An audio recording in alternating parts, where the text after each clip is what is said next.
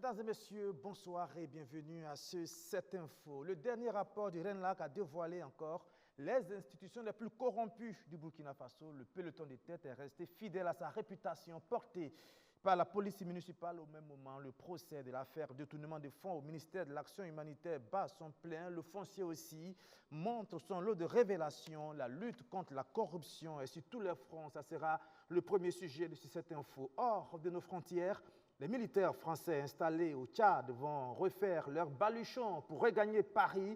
C'est la décision du président Mahamat Déby qui demande le départ de l'armée française, comme le souhaite également le Sénégal. Diomaye Faye l'a exprimé au cours d'une interview, le tout en l'espace de quelques heures seulement. Que se passe-t-il? Pourquoi l'armée française est-elle devenue indésirable dans les pays de l'Afrique francophone? On en parle ce soir. Et justement, que s'est-il passé entre l'armée française et les tirailleurs sénégalais à Tiaroy le 1er décembre 1944? Le Sénégal commémore le 80e anniversaire du massacre de Tiaroy ce dimanche. Des zones d'ombre demeurent toujours sur ce sombre événement. Qui a tiré? Combien de soldats sénégalais sont morts? Comment ont-ils été inhumés? Pourquoi a-t-on caché l'horreur? Que vont faire les nouvelles autorités sénégalaises? Nous serons en direct depuis Dakar avec le professeur Mahamadou Moustapha Sow. Il est enseignant-chercheur en histoire contemporaine au département d'histoire de l'université Cheikh Anta Diop de Dakar. Mais sur ce plateau, je retrouve mes invités. Moumouni Zoungrana, oraliste, il est maître de conférences en littérature orale à l'université Joseph Kizerbo. Bonsoir Moumouni Zoungrana. Merci d'être venu. Moussa Savadogo, vous êtes spécialiste en communication, enseignant en technique de communication. Bonsoir. Bonsoir. Merci d'être venu. Vous êtes un habitué de nos plateaux. Ça fait quelques jours quand même que vous êtes devenu un peu rare. Merci d'être venu. Plaisir de vous retrouver. Merci d'être venu. On retrouvera aussi Dacier de Bendouté, sociologue anthropologue depuis les États-Unis d'Amérique. Bonsoir Dacier. Oui, bonsoir Monsieur Dapa, bonsoir à mes co-panélistes et bonsoir aussi au professeur Sow. D'accord. Tout de suite, avant d'entrer dans le vif du sujet avec nos trois sujets du jour, d'abord l'inauguration de l'usine de transformation de tomates, la première usine de transformation de tomates financée entièrement par l'APEC, a été inaugurée par le chef de l'État hier. C'est un rêve qui est devenu une réalité pour l'APEC et pour le président du Faso qui attachait beaucoup de prix. Moumouni Zoungrana, quand vous voyez ces images-là hier, qu'est-ce que vous vous êtes dit? Quel sentiment vous a animé? Alors, c'est dire que tout est possible s'il y a la volonté. Il y a d'ici là quelques mois ou quelques années, si on disait que nous pouvions monter un joyau pareil sans que quelqu'un de l'extérieur ne mette ses 5 francs à l'intérieur, les gens allaient dire que c'est impossible. Mais c'est comme beaucoup l'ont dit, il faut des idées, il faut de la vision pour qu'il y ait le développement. Et nous sommes très contents parce que ça annonce des perspectives meilleures pour nos jeunes, ça annonce des perspectives meilleures pour nos jeunes agriculteurs et beaucoup d'emplois et aussi une certaine fierté parce que ces tomates-là, comme l'a dit Thomas Sankara, sont produites en tout cas sur le sol burkinabé, pas des mêmes burkinabés, et c'est des burkinabés qui vont en consommer. Et vraiment, nous sommes très fiers. Comme le chef de l'État l'était aussi hier, il a dit ceci, que le financement de l'économie par la méthode de l'endogénéité, oui, ça peut marcher. Le chef de l'État l'a dit hier à l'occasion de l'inauguration de cette première usine de transformation des tomates financée par l'APEC. On va au Bobo Dioulasso pour regarder et on revient. À l'image, les premières boîtes de tomates made in Burkina Faso. L'usine peut en sortir des centaines en 24 heures. Sa capacité de production est estimée à 100 tonnes par jour. La construction de cette unité industrielle a duré un peu plus d'1 an. Le chef de l'État, qui avait posé la première pierre en septembre 2023, est aux avant-postes ce 30 novembre pour son inauguration.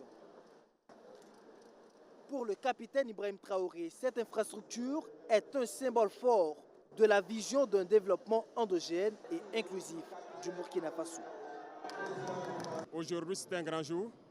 C'est le lieu pour moi de dire merci au peuple qui a compris donc notre mission et qui a souscrit massivement et d'appeler ceux qui étaient sceptiques à pouvoir souscrire massivement à l'APEC parce que la concrétisation des souscriptions depuis le premier jour qu'on a lancé le programme est là aujourd'hui. Ce n'est que la première phase et je pense que dans quelques jours, nous allons inaugurer une autre usine du côté de Yako où l'APEC a pris des parts énormes donc, dans cette usine et bientôt donc l'usine de Tenkodogo qui verra jour. Donc tout ça rentre dans le processus d'industrialisation.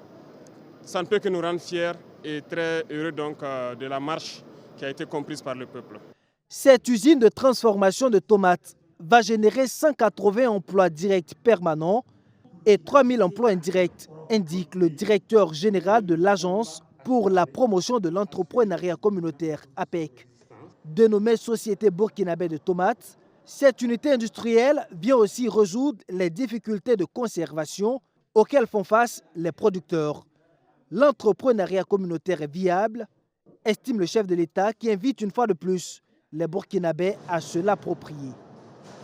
Le développement endogène, c'est une doctrine. Il faut que tout le monde se l'approprie. On ne pourra que par nous-mêmes se développer. Et donc, c'est inviter tout le monde à pouvoir souscrire parce que les travailleurs qui sont ici, nous les félicitons déjà, mais nous les appelons aussi à pouvoir mettre tout en œuvre pour que cette usine fonctionne de façon exemplaire et que ça puisse donner de l'engouement à tous les Burkinabés de souscrire au programme. L'usine qui est située à Bobo-Dioulasso est construite sur une superficie de 5 hectares. 2 autres unités du même type devraient bientôt voir le jour, a indiqué le président du Faso. Moussa Savadogo, on vient d'entendre le chef de l'État, il a évoqué un aspect important de cette nouvelle usine de transformation de tomates. Il a parlé de la gestion, il a appelé les futurs responsables qui seront chargés de gérer cette usine, de faire en sorte que la gestion soit une gestion assez exemplaire. C'est assez fort quand même, c'est l'un des aspects les plus importants. Oui, c'est important. Je commencerai par dire que c'est aussi avec fierté qu'on voit ces images où le Burkina Faso se met à produire quand même un aliment de grande consommation. Donc, je pense que c'est quelque chose à saluer. Mais je pense que le plus dur commence maintenant. L'unité est là, il faut qu'elle survive. Et pour qu'elle survive, il faut effectivement, comme l'a dit le chef de l'État, une bonne gestion. Qu'on puisse vraiment mettre les personnes qu'il faut à la place qu'il faut une bonne politique de croissance parce que cette usine arrive quand même dans un monde concurrentiel. Hein. Il y a de la tomate déjà sur le marché, même si peut-être l'État va prendre quelques dispositions protectionnistes. Mais au finish, je pense que c'est le consommateur qui décidera par rapport au coût de ce produit, la qualité de ce produit. Donc je pense qu'il y a vraiment un travail à faire et pour moi, le plus dur commence. Le plus dur commence. Quand vous parlez de décisions protectionnistes, pour nos téléspectateurs qui ne comprennent pas, qu'est-ce que cela veut dire ? Oui, ça veut dire que l'État peut prendre des décisions de nature peut-être à mieux contrôler, soit à interdire, soit à surtaxer des produits importés et qui pourraient entrer en concurrence avec les produits locaux. D'accord. Merci de bien douter. Oui, merci. Je pense que c'est une fierté de voir cette usine. Parce que on se rappelle en tout cas le début, comment ça n'a pas été facile, mais je pense que en tout cas les gens ont compris. À ce niveau, il y a trois facteurs, disons 3 niveaux qu'il faut saluer. D'abord, le leadership du président du Faso lui-même, le capitaine Ibrahim Traoré. C'est sous son leadership qu'il y a eu cette mobilisation, donc cette volonté politique. Deuxièmement, il y a la savance. Il faut saluer ici le professeur Laurent Bado et le parent pour cette idée d'actionnariat populaire. Parce que c'est un projet de société et il faut être fier du fait qu'on a des savants qui ont conçu quelque chose qui peut faire bouger nos sociétés. Donc il faut saluer aussi cette idée du professeur Laurent Bado et du parent. Troisièmement, il faut saluer le peuple. Voilà, parce que les Burkinabés ont eu confiance au leadership du président Ibrahim Traoré qui a voulu matérialiser cette idée du professeur Laurent Bado. Donc, de façon globale, comme il a dit, la question du développement endogène, cette autre doctrine venant du professeur Joseph Kizerbo, l'un dans l'autre, il faut saluer cette fierté burkinabé parce que ces idées-là, ce sont des idées endogènes et désormais, on peut croire que en tout cas, on peut se développer par nous-mêmes parce que les faits sont là. Maintenant, l'usine, comme il l'a dit, il faut une bonne gestion, mais aussi il faut l'entretenir. Il faut l'entretenir, il faut mettre les moyens, bien payer les gens, bien entretenir l'usine et surtout, il ne faut pas oublier en arrière, il faut aider les producteurs. Il faut aider les producteurs à produire beaucoup la tomate pour pouvoir ravitailler l'usine. Si la production n'est pas bonne, l'usine ne peut pas fonctionner à bon escient. Et pour que l'usine fonctionne bien, le chef de l'État l'a dit, il faut une gestion exemplaire, notamment et sans doute débarrasser de toute forme de corruption et de collision. C'est le premier sujet de cette info, lutte contre la corruption. Vous le savez, le dernier rapport du RENLAC est tombé. Le peloton de tête est resté fidèle à sa réputation, conduit par la police municipale, police nationale et les douanes qui font partie des structures les plus corrompues du Burkina Faso en 2023.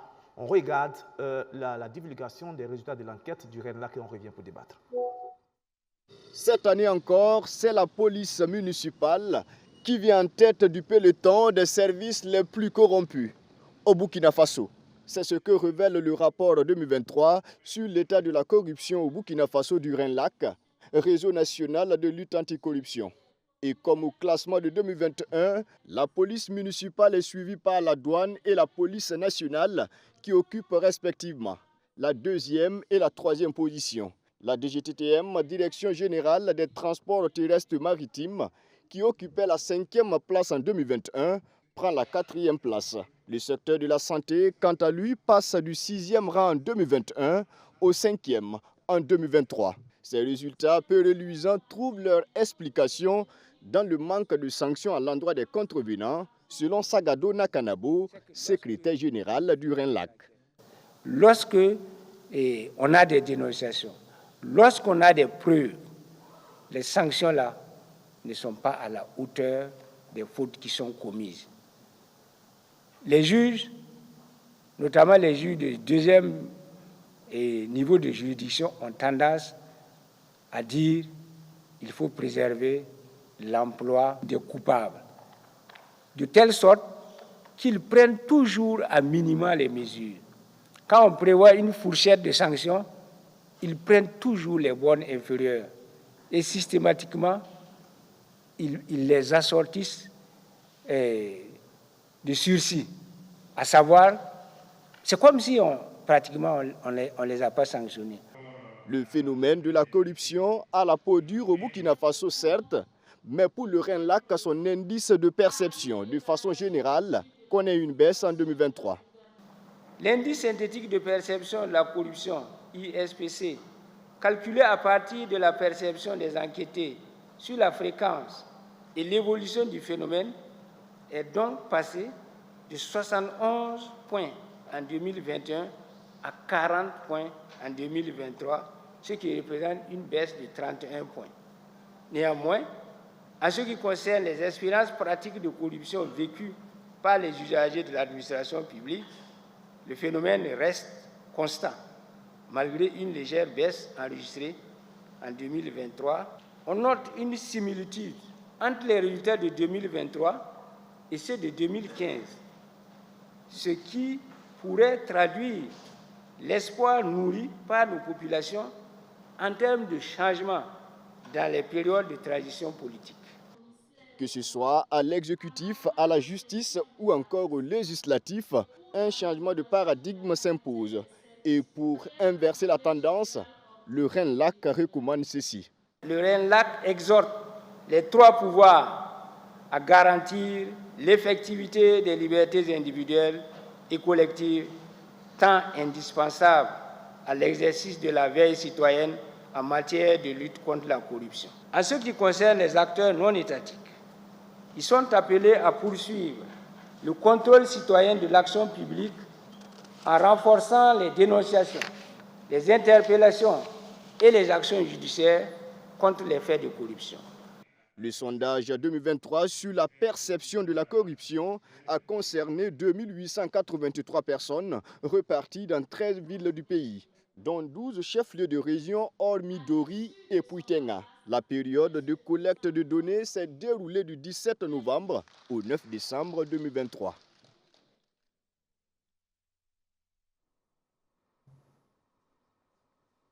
Et nous a rejoint sur ce plateau Issoufou Paré. Bonsoir Issoufou Paré. Ok, bonsoir Hervé.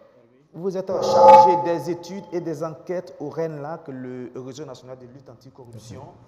Vous avez été donc l'une des chevilles ouvrières de cette enquête. Comment le RENLAC procède-t-il dans ces enquêtes-là? C'est le rapport 2023. Quelles sont les grandes lignes de votre enquête?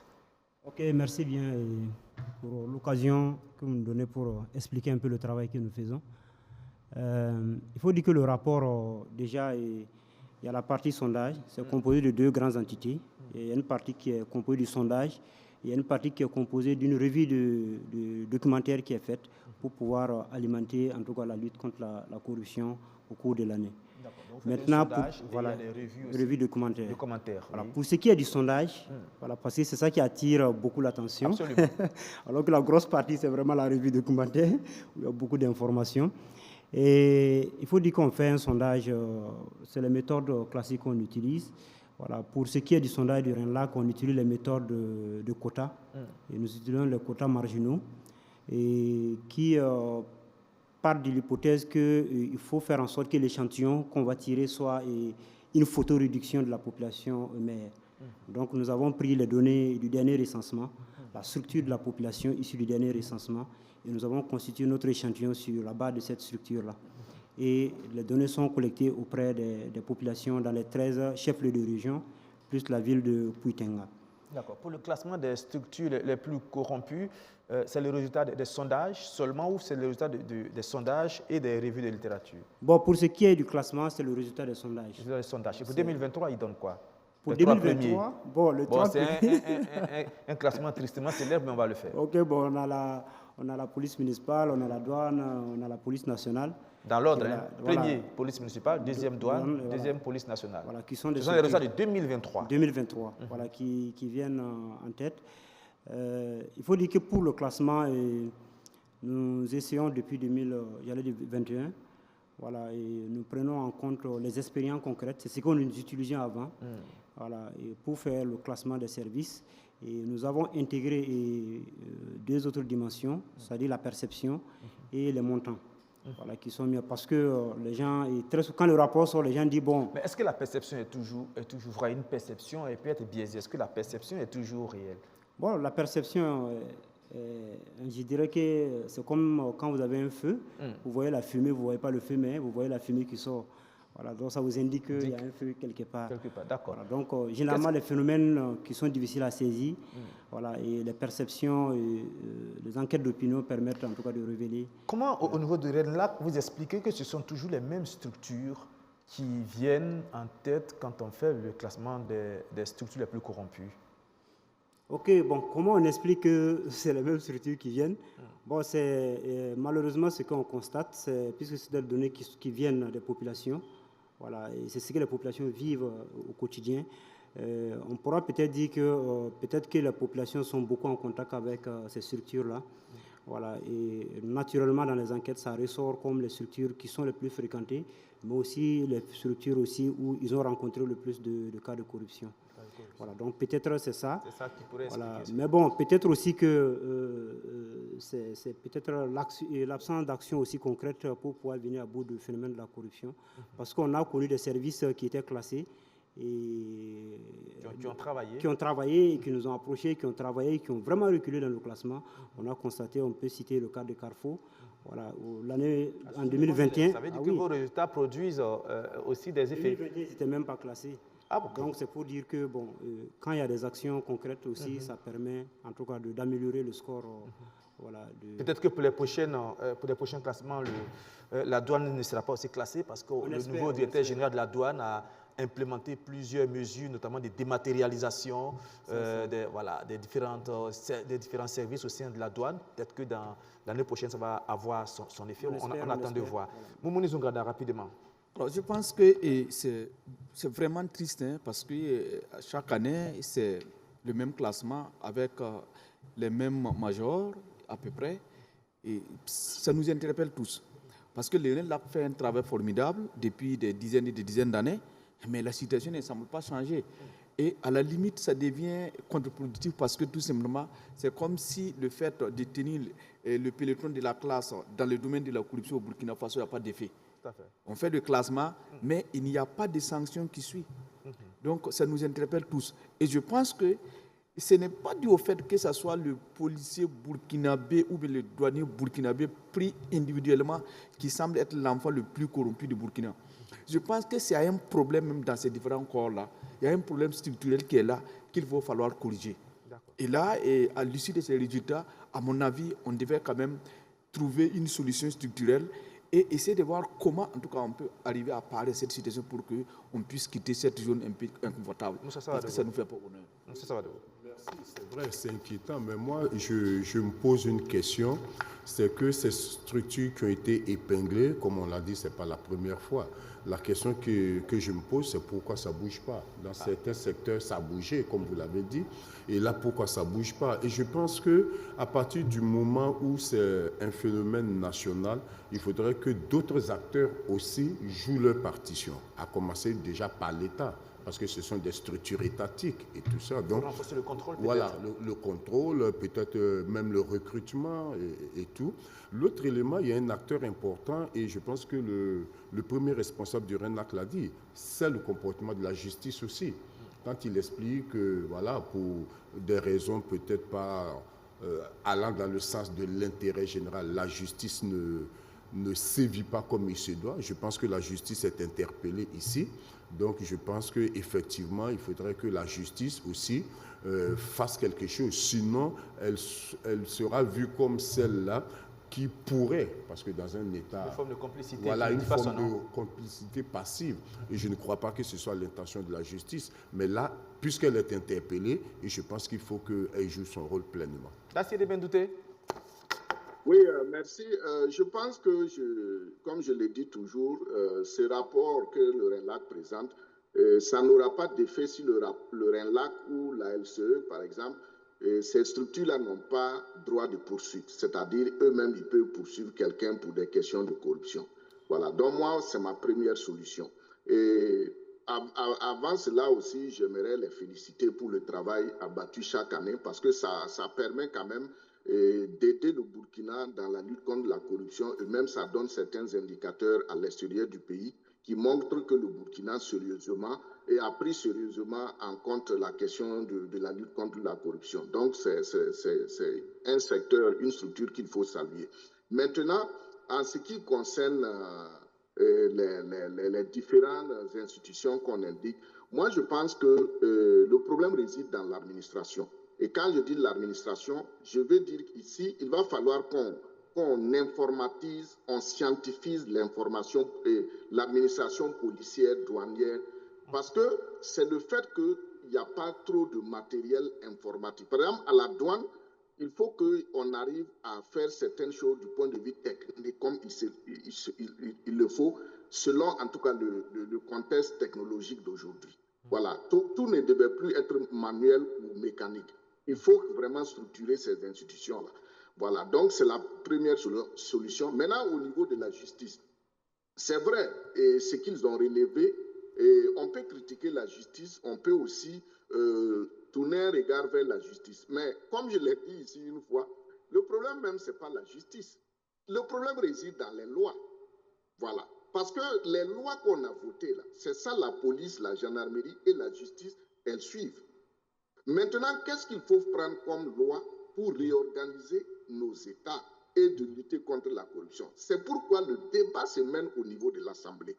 C'est au niveau de la législation qu'il faut revoir comme l'a dit Montesquieu, l'esprit de nos lois, là, il faut les revoir. Voilà. Donc, si les magistrats ou la justice se comportent comme tels, ils ont les raisons, puisque ce sont eux les professionnels du droit. Ils appliquent ce qui a été voté comme loi et ils partent selon, en tout cas, ce qui est disponible. Si on change, peut-être aussi que la justice va changer. Donc, pour moi, il faut réviser les lois et il faut mettre l'accent là-bas. Mais je ne sais pas, est-ce que le RENLAC a des représentants au niveau de l'Assemblée ou bien l'ALCE, ces structures qui luttent contre la corruption?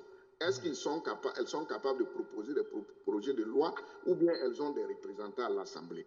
Moi, c'est la question aussi que je me pose. Et s'il n'y en a pas, bon, on peut réfléchir à voir... Il va vous répondre, Dacier. Il va vous répondre. Il va vous répondre. Issoufou Paris. Merci bien. Pour faire vite, au niveau de l'Assemblée, nous ne sommes pas représentés, étant donné que nous sommes une structure de veille. Nous avons préféré nous cantonner à notre rôle, voilà, de veille et de propositions pour améliorer en tout cas la lutte contre la corruption. Mais nous faisons des propositions, voilà, de loi, et la loi anticorruption, et elle a été initiée par le RENLAC. Et il y a d'autres lois que nous avons également proposées qui sont toujours dans le tiroir. Il y a la loi de protection que nous proposons, de protection des lanceurs d'alerte, voilà, qui est également en cours. On espère que ça sera adopté. Voilà, donc on ne se limite pas seulement au rapport, mais on travaille à influencer un peu l'environnement. Les dossiers de justice, voilà. Parfois, vous êtes absolument présent pendant les procès. On est partie prenante, on se considère partie civile. Témoin, partie civile. Voilà, dans beaucoup de dossiers, voilà, pour pouvoir voir en tout cas comment le dossier sera jugé. Et voilà. Mamadou Sow, est-ce que vous êtes là? Oui, je suis là. Vous suivez les débats, vous le savez bien, la corruption, c'est l'une des plaies, la principale plaie du sous-développement dans nos pays en Afrique. Est-ce qu'au Sénégal, les nouvelles autorités ont pris à bras le corps cette situation-là, ce phénomène-là? Ah oui, merci, et merci aux téléspectateurs et aux collègues qui sont là. Effectivement, c'est d'abord une question qui touche essentiellement, j'allais dire, tous les pays africains. Au Sénégal, les nouvelles autorités, justement, ont pris à bras le corps ce problème de corruption. Il y a un organe qui est déjà mis en place depuis plusieurs années, aujourd'hui, qui a connu vraiment même un élargissement de ses compétences, etc., et qui travaille pour permettre la transparence, la gestion des deniers publics. Donc, c'est une question qui tient beaucoup aux nouvelles autorités sénégalaises. D'accord, merci. Ici, eh bien, au Burkina Faso, les choses vont très vite. Il y a même un procès en cours actuellement, le procès de l'affaire de détournement de fonds au ministère de l'Action humanitaire devant les juges. Les accusés ont été présentés. Le procès a commencé. On regarde et on revient. À l'audience du jour, les débats du procès sur l'affaire de détournement de fonds au ministère de l'Action humanitaire ont une fois de plus tourné autour de l'état de santé du prévenu Amidou Tiegnan. Ses avocats estiment que leur client est inapte en l'état pour recevoir un jugement. Le tribunal a fait appel à l'infirmier de la maison d'arrêt et de correction de Ouagadougou pour donner plus de détails sur l'état de santé de l'accusé. Ce dernier avoue être incompétent sur le sujet, déclarant que le mis en cause a été pris en charge au CHU Yalgado Ouedraogo. L'aptitude ou non du patient ne relève pas de notre niveau, puisque sa prise en charge a été faite au niveau de l'hôpital Yalgado. A-t-il le droit d'être malade ou pas? Pour la défense, le sujet ne devrait souffrir d'aucun débat, dans la mesure où le médecin traitant de l'hôpital Yalgado lui a administré un traitement. Elle demande un renvoi du jugement de 2 semaines afin de permettre à leurs clients de se rétablir. Est-ce qu'au jour d'aujourd'hui, avec le traitement qu'il a commencé à prendre à partir de la nuit jusqu'à ce matin, on peut penser que ce malade-là est apte, en bon état de santé, pour être jugé ce matin? Le parquet ne l'entend pas de cette oreille. Il y voit plutôt un prétexte pour se soustraire du procès. Monsieur Tiegnan, manifestement, est en état et simule donc une maladie manifeste pour se soustraire à ses responsabilités. L'agent judiciaire de l'État s'est lui aussi opposé à un nouveau renvoi du dossier, dénonçant une stratégie dilatoire de la défense. Maître Prosper Farama, représentant le réseau national de lutte anticorruption, bien que souhaitant une célérité du dossier, a insisté sur la nécessité de garantir un jugement équitable pour toutes les parties. Finalement, le tribunal a tranché. Le dossier est renvoyé au 3 décembre prochain. Le temps d'effectuer une expertise sur l'état de santé de l'accusé ordonnée par le juge. Issouf Sarré d'être passé pour nous parler de votre rapport, le rapport du RENLAC sur le niveau de la corruption. On espère que la prochaine fois, au niveau du classement, on va avoir un changement. On espère. Merci, merci à vous également. Voilà. Dacier de Bendouté, vous venez de suivre les premiers éléments du procès dans l'affaire détournement de fonds au niveau du ministère de l'Action humanitaire. Depuis les États-Unis d'Amérique, quand vous voyez ces images, qu'est-ce que vous vous dites, Dacier de Bendouté? Oui, merci. Je pense que c'est quelque chose que j'avais personnellement souhaité qu'on le fasse, en tout cas au niveau des médias. Voilà, et je pense que c'est très bien, c'est un bon signe pour nous tous, burkinabés, que dans notre pays, en tout cas, on lutte contre les détournements, la corruption. Maintenant, ce qui se passe comme débat, bon, je pense que ça vaut la peine, parce qu'il ne faut pas qu'après le verdict, en tout cas, le verdict soit contesté. Donc, pour moi, il faut lui donner le temps d'être rétabli. Et aussi, il ne faut pas que le médecin, en tout cas, lui délivre des documents médicaux pour qu'il échappe à la justice. C'est ça la crainte. Sinon, je pense que le Burkina Faso a souscrit à des tests, à des lois internationales qui permettent de garantir un procès équitable à tout prévenu. Donc, pour moi, le débat est dans son contexte juridique et seulement il faut craindre au niveau des médecins. Mais je pense que, vu le contexte, bon, il n'y a pas ce médecin-là au Burkina qui va s'aventurer pour pouvoir, en tout cas, délivrer de tels documents médicaux. Donc, pour moi, il faut être patient et, en tout cas, laisser le procès suivre son cours et on verra. Parce qu'on ne veut pas qu'après... C'est entendu. Merci. Moussa Savadogo, c'est une grande première. Un procès dans une affaire de corruption projeté en direct à la télévision nationale. C'est une grande première. Du point de vue de la communication, qu'est-ce que cela donne comme message? Oui, je dirais que personnellement, qu'un agent de l'État se rende coupable d'abus de biens sociaux qui soit traduit devant la justice, je pourrais dire que ça n'a rien d'exceptionnel. Et c'est même normal. Mais dans le cas présent, je pense qu'il y a 3 éléments qui alimentent les débats.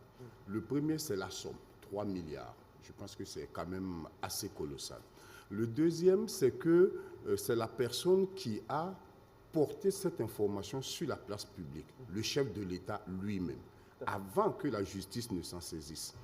Ensuite, enfin, en tout cas, que la justice ne commence à traiter la question de façon ouverte. Et le troisième élément, c'est la décision de diffuser le procès en direct, qui est certainement une décision politique, qui n'est pas contre la loi, je pense, mais qui est une décision politique parce que derrière, il y a un message fort qui est envoyé pour dire à tous ceux qui sont dans la situation, une manière de dire qu'on ne va pas gérer la chose un peu mouta-mouta, ça sera géré de façon visible. Donc je pense que là aussi, ça n'a rien d'exceptionnel. Maintenant, il y a tout un débat sur la santé et tout. Je pense que le plus important ici, c'est un peu la crédibilité du procès qui est engagé par rapport à cette guéguerre entre avocats et tout. Et je pense que cette histoire, de toute façon, elle est engagée. Peut-être qu'il faudrait vraiment que la justice prenne le temps juridique nécessaire pour vraiment clarifier cette situation sans que le politique ne mette sa main dedans. Mais le fait que ce soit le chef de l'État lui-même qui a porté cette affaire devant la place publique laisse en tout cas certains penser qu'il n'y a pas une idée un peu politique loin de ça. Et je pense que ce serait vraiment faire du tort si on ne laisse pas le temps juridique vraiment s'écouler normalement. Le procès, il continue, il va se plaire. On va revenir encore sur ce sujet. Si vous avez une phrase rapidement pour qu'on boucle avec ce sujet-là. En fait, c'est dire que ce procès-là a un but purement pédagogique et un avertissement. pour dire à tous les agents que désormais la répression est bien terminée, comme l'a dit le chef de l'État. Et nous, notre prière est que la justice soit dite pour que chacun puisse savoir à quoi s'en tenir. Ce qui est sûr, le fait que le procès soit public et puis diffusé à la télé, ce n'est pas une première fois. On a vu au temps de la Révolution où tout s'est décidé à la place publique. Et l'important est que le peuple burkinabé soit au courant de ce qui se passe et que la décision qui sera prise, que personne ne puisse un jour dire que oui, bon, on a fait du tort à X ou à Y. L'important est que la justice soit dite. Ça ne dépasse pas ça. D'accord. Nous avons sur ce plateau, nous a rejoint Emmanuel Kaboré. Vous êtes inspecteur général de police. Vous êtes le secrétaire permanent de la Commission nationale de la lutte contre la drogue. Avant de parler de drogue, on va parler de corruption. Vous êtes un agent de police. Vous luttez notamment contre la corruption. Vous êtes parmi le trio des têtes des institutions les plus corrompues du Burkina Faso. Enfin, c'est mal tombé, c'est tombé sur vous, malheureusement, ce soir. Je suis désolé. Voilà. Mais vous allez travailler pour que la perception puisse changer. Quand vous voyez ces images de procès à la télévision, vous qui faites partie d'une institution qui lutte contre la corruption, qu'est-ce que vous vous dites? Ok, alors merci bien. Nous allons dire merci en tout cas pour l'occasion que vous nous donnez vraiment pour échanger sur un phénomène qui est la drogue bien sûr, mais avant tout, vous demandez de me prononcer sur ce qui se passe actuellement sur l'actualité. Alors nous sommes tellement contents parce que toute la population burkinabé va découvrir ce qui se passe en réalité. Alors comme les uns et les autres l'ont déjà dit, c'est quand même pédagogique. Ça va permettre en tout cas tout un chacun de savoir comment se comporter et savoir qu'on ne bouffe pas l'argent de l'État impunément. Donc nous sommes d'accord que ça se passe ainsi et à chaque fois qu'un cas va arriver, qu'on puisse publiquement juger pour que tout le monde puisse vraiment voir et prendre conscience. Alors vous êtes là pour nous parler de la lutte contre la drogue, notamment au niveau des jeunes en milieu scolaire. Est-ce que vous avez des chiffres aujourd'hui? Quelle est la tendance des chiffres du phénomène de la drogue en milieu scolaire et au sein de la jeunesse burkinabé? Ok, alors merci bien. Et nous dirons déjà, rentrer dans la matière, qu'on n'a pas vraiment une étude bien formelle qui puisse vraiment nous donner les chiffres. Voilà, mais nous avons beaucoup quand même de gens avec qui nous causons, et même l'ONUDC, avec leur rapport, nous dit que le milieu jeune est beaucoup infecté cette année et ces derniers temps. Avant, donc, le Burkina était transit, comme le disait, mais depuis un dernier temps, nous sommes devenus un pays où la consommation est de plus en plus grande, et surtout au niveau de la population jeune. Alors, comme chiffre, nous disons bien sûr qu'au niveau de l'ONUDC, le rapport qui est sorti, alors, et sur le nombre de personnes traitées, 70% sont jeunes, donc au moins de 35 ans. Donc nous voyons que vraiment c'est cette population qui est beaucoup touchée. Et nous avons vu aussi qu'il y a eu une étude des étudiants pour une thèse. Et là également, on a vu que la consommation, c'est en 2011, c'était d'abord de 1,73%. Mais en 2019, quand on a fait une autre étude, c'est passé jusqu'à 6 et quelques %. Donc en moins de 10 ans, le taux est allé jusqu'à plus de 4%. Donc nous voyons que petit à petit, ça progresse davantage. Et que si rien n'est fait, à un moment donné, on aura des difficultés avec la France jeune. Et quels sont les dégâts que cela cause? Est-ce que c'est visible au sein de la jeunesse? Est-ce qu'aujourd'hui aussi, est-ce que le problème de la drogue est un peu tabou au sein de la société burkinabé et au sein des familles burkinabées? Alors, effectivement, au niveau des familles, c'est un peu tabou pour le début. Voilà, parce que souvent, les gens ont tendance à protéger les enfants pour dire non, mon enfant n'est pas dedans. Parce que la dernière fois, rien que le vendredi, nous sommes allés rencontrer les chefs d'établissement des enseignements catholiques. Ils nous ont dit que, puisqu'ils renvoyaient à chaque fois qu'il y a un phénomène de drogue qui est pris, nous les avons demandé, mais pourquoi renvoyer, pourquoi ne pas trouver une solution? Ils disent que généralement, les parents ne veulent pas reconnaître. Alors, à chaque fois qu'on dit que son enfant est dans la drogue, on refuse déjà. Donc, il faut d'abord qu'au niveau des parents, ils soient sensibilisés pour bien sûr laisser passer. Voilà. Donc, dans ce domaine-là, nous dirons que, alors, si rien n'est pris, à un moment donné, on aura des difficultés effectivement au niveau de la jeunesse. D'accord. Au niveau de la Commission nationale de lutte contre la drogue, quelles sont éléments principaux, je vais dire les actions principales que vous menez pour essayer d'endiguer le phénomène? Très bien, rapidement, merci. Les grandes lignes. Ok, merci bien. Alors, nous sommes au niveau du secrétariat permanent du Comité national de lutte contre la drogue. Nous sommes une structure de coordination des actions de tous les intervenants dans le domaine de la drogue. Et nous coordonnons ces actions à travers 4 axes. Le premier, c'est bien la prévention. Nous pensons que la drogue rentre dans le milieu scolaire parce que les enfants ne sont pas briefés, ne sont pas informés des méfaits de ces drogues-là. Donc, nous partons sur le terrain et nous sensibilisons les enfants. Nous avons aussi ceux qui nous aident, ça veut dire les organisations de la société civile, ils nous aident également dans cette sensibilisation. Donc, ça, c'est le premier axe qui est la prévention. Alors, le deuxième axe, c'est la répression.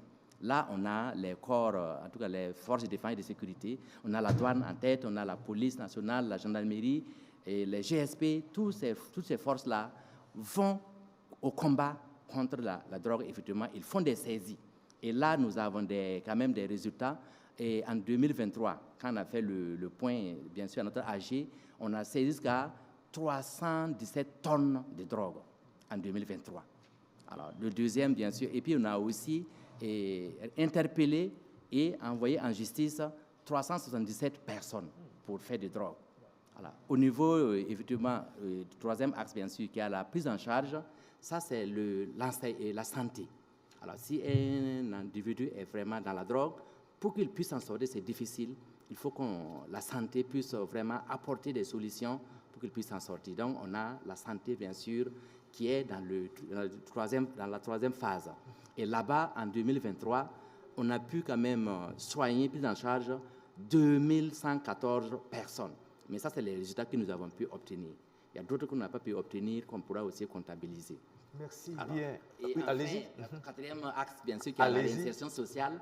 Là-bas, c'est l'action sociale. Et beaucoup d'autres organisations chargées de lutter qui ont pris en charge, qui ont réinséré socialement des gens, parce qu'une fois qu'on le soigne, il faut apprendre un métier, parce que souvent, la personne ne sait même plus faire quelque chose de ses 10 doigts. Et ça, c'est la réinsertion sociale. Et c'est qu'on a comme résultat du ministère en charge de la famille et l'ONG Remar Plus, on a pu juste insérer 77 personnes. Mais là aussi, c'est qu'on a comme résultat. D'accord. C'est très intéressant et très important ce que vous dites.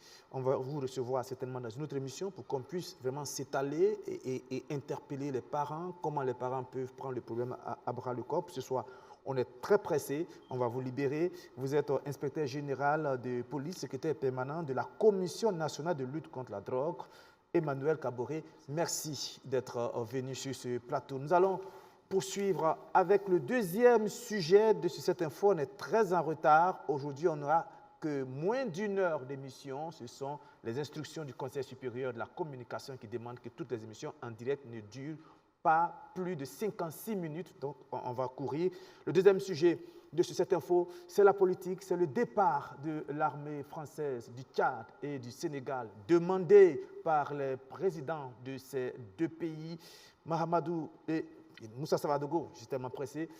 C'est quand même, c'est pas inédit, mais on voit qu'on est à un véritable tournant de l'histoire politique entre la France et les pays de l'Afrique francophone. Ça fait 100 ans que les premiers militaires français ont mis le pied au Tchad et Déby demande qu'ils partent. Quel enseignement vous tirez de ce moment de l'histoire entre la France et ces pays, ces anciennes colonies? Merci. Je pense que le départ de l'armée française du territoire tchadien s'inscrit un peu dans la logique, l'ambiance générale qu'on a en Afrique, un peu avec l'arrivée au pouvoir, ou bien en tout cas la mise sur la table d'un certain nombre de sujets, notre rapport et puis l'assistance sécuritaire. Il a eu le Burkina, le Mali, le Niger. Dans le cas du Sénégal, je pense que les autorités sénégalaises actuellement au pouvoir, dans leur programme de campagne, ça faisait déjà partie, que la France parte. Le Tchad, on le sentait venir.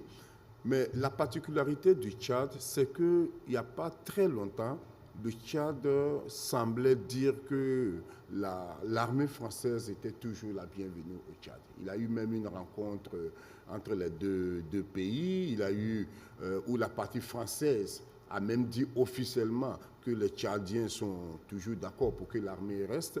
Et quelques instants après, c'est totalement le contraire qui est sorti du côté tchadien. On se demande qu'est-ce qui s'est passé. Est-ce que pendant les rencontres, il y a quelque chose qui n'a pas marché?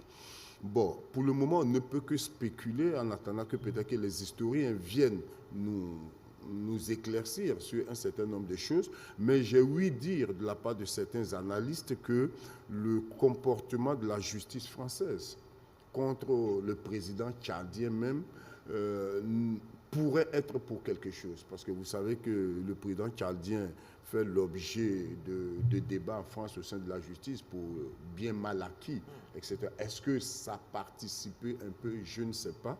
Mais pour le moment, je constate simplement que malgré ce départ de l'armée française, le Tchad ne rompt pas sa collaboration avec. C'est un départ en douce. Ouais, c'est un départ en douce, voilà. Ça n'a pas été aussi violent comme chez nous, ou comme au Mali, comme au Niger. Même avec le Sénégal, voilà, le départ, les autorités françaises disent que la collaboration continuera, peut-être sous une autre forme.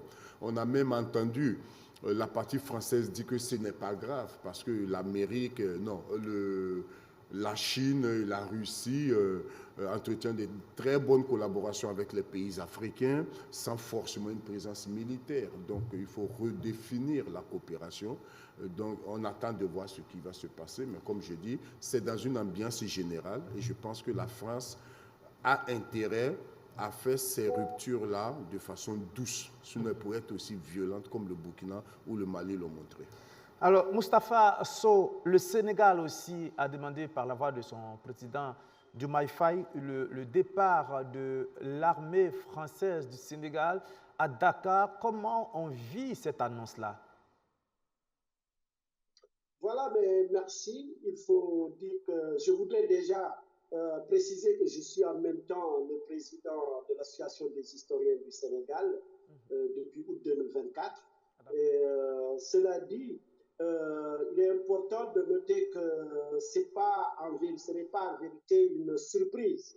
Vous voyez, pour le Sénégal, depuis l'arrivée du président Bassirou Diomaye Faye au pouvoir, on s'attendait à ce que le départ des troupes françaises de Dakar soit acté. Alors, ce n'est pas encore le cas, mais un pas a été vraiment franchi depuis quelques jours et cela est important dans l'analyse que nous pouvons faire aussi bien du Sénégal que du Tchad, mais également de l'ensemble des pays, des pays qui étaient sous la domination coloniale française. Donc, il est important de souligner que au Sénégal, les gens ont très bien accueilli cette position du président sénégalais et le soutiennent aussi à travers tous les actes qu'il pourrait prendre dans ce sens. Et que ce sera un départ justement discuté, négocié et qui va aussi permettre, il n'y aura pas une rupture des relations avec la France, mais qui va permettre d'installer une collaboration franche entre le Sénégal et la France. Voilà, cela dit. Maintenant, je ne sais pas, en tant qu'historien, il est important de voir, de parler de ces accords de façon beaucoup plus générale, si vous comprenez ce que je veux dire par là. Moi, je pense que de façon générale, les États africains, les anciens États de ce qu'on appelle l'AOF, l'Afrique occidentale française, avaient tous signé des accords de défense et de coopération avec la France. Ça, il faut le noter. Sauf quelques-uns. Et nous étions dans l'euphorie des indépendances. Il fallait, pour la France à l'époque, pour aller à l'indépendance, il fallait immédiatement procéder à la signature d'accords de coopération en matière de défense et d'assistance militaire.